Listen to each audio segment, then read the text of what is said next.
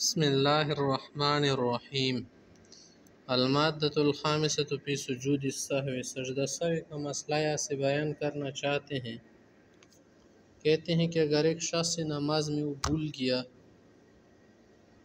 اس نے ایک رکعت زیادہ پڑھی فزاد رکعتاً و سجدتاً وجب علیہ یسجد جبرا لصلاته سجدتین بعد تمام صلاته ثم یسلم۔ کیا کرے آدمی؟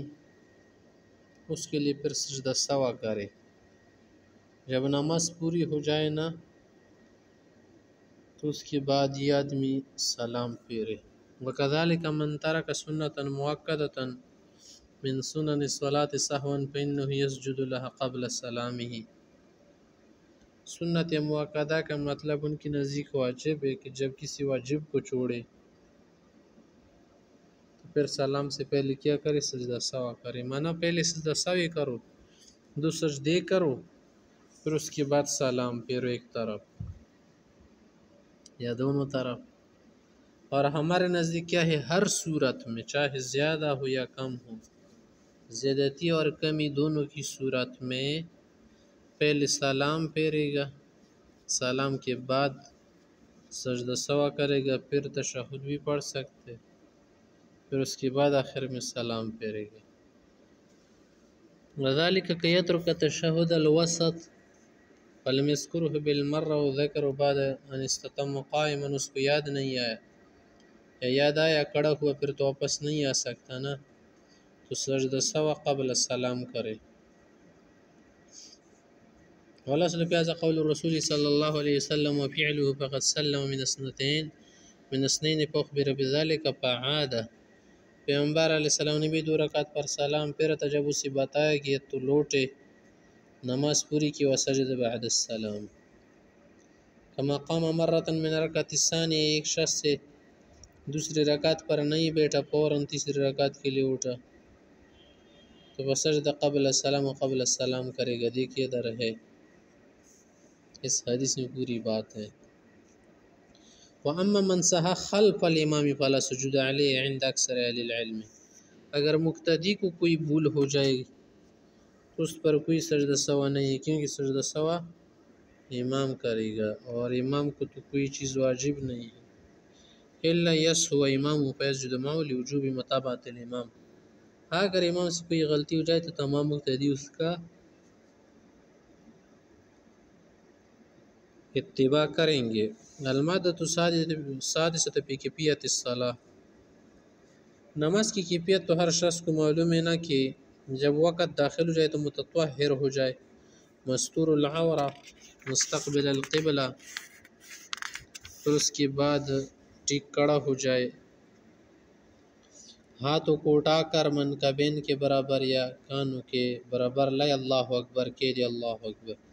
وَيَضَعُ يَدَهُ الْيُمْنَىٰ عَلَى الْيَسَارِ فَوْقَ صَدْرِهِ، ہمارے نزدیک فوق سرته، پھر بسم اللہ شروع کرے، جبکہ وہ بھی پڑھ سکتے سبحانک اللہم اعوذ باللہ وغیرہ سب الحمد۔ پھر اس کے بعد رکوع کے لیے رکوع سے اٹھتے جھکتے وقت بھی وہ کیا کرتے ہیں؟ تکبیر کرتے ہیں اور ہاتھ بھی اٹھاتے ہیں۔ ہمارے نزدیک ہاتھ نہیں اٹھائے جائیں گے، یہ طریقہ ہے اعتدال کے ساتھ کرے، باقی دوسرے رکعت بھی اسی طرح سے ہیں۔ المادۃ السابعۃ فی حکم صلاۃ الجماعۃ والامامۃ والمسبوق، صلاۃ الجماعہ کا حکم کیا ہے؟ سنت واجبۃ فی حق کل مؤمن لم یمنعہ عذر من حضورها، کہ واجب ہر مسلمان کا حاضر ہونا لازم ہے۔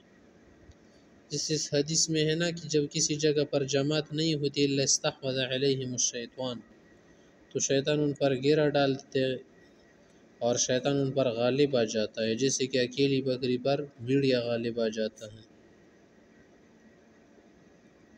اسی طرح ایک شخص نے پوچھا تھا وہ اندھا نبینا، کہ میرے لیے کوئی جانے والا نہیں ہے کہ مجھے ساتھ لے جائے۔ پیغمبر صلی اللہ علیہ وسلم نے اجازت دی تھی، لیکن پوچھا کہ حل تسمع النداء بالصلاۃ، اذان سنتے ہو؟ فرمایا نعم واجب، تو فرمایا کہ آپ کو آنا لازم ہے۔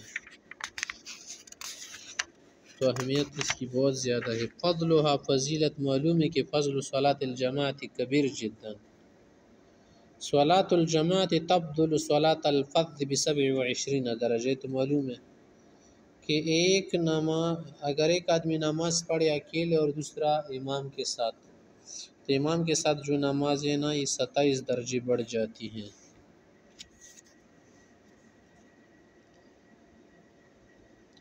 اقلها صلاۃ جماعت کے لیے کتنے افراد ضروری ہیں؟ نماز با جماعت کے لیے اسنان، 2 آدمی امام اور دوسرا ساتھ ہو. کلما کثر العدد کان احب الی اللہ، جتنی جو ہے تعداد بڑھے گی ثواب بڑھے گا اور اللہ کو پسند ہوگا. وکون فی المسجد افضل، جماعت مسجد میں افضل ہے. والمسجد البعید افضل من القریب، مگر پھر بھی اپنے محلے کی مسجد میں جائے گا. شہود النساء الہا، جماعت کے لیے عورتیں آ سکتی ہے خواتین یا نہیں؟ یا پر شرط لگا رہے نا کہ تب آ سکتی نا امنت الفتنہ، اگر فتنے کا امن ہو. ولم یخشی دن، کوئی تکلیف نہ ہو، کوئی اور مشکل نہ ہو. لیکن آج کل نہیں نکلے گی. ولیخرجن تفیلات، من غیر متطیبات، خوشبو نہ لگائے اگر آج کل نہیں نکل سکتی. بس بہتر یہی ہے کہ نہ نکلے، نکلنے میں ثواب سے زیادہ گناہ زیادہ ہے.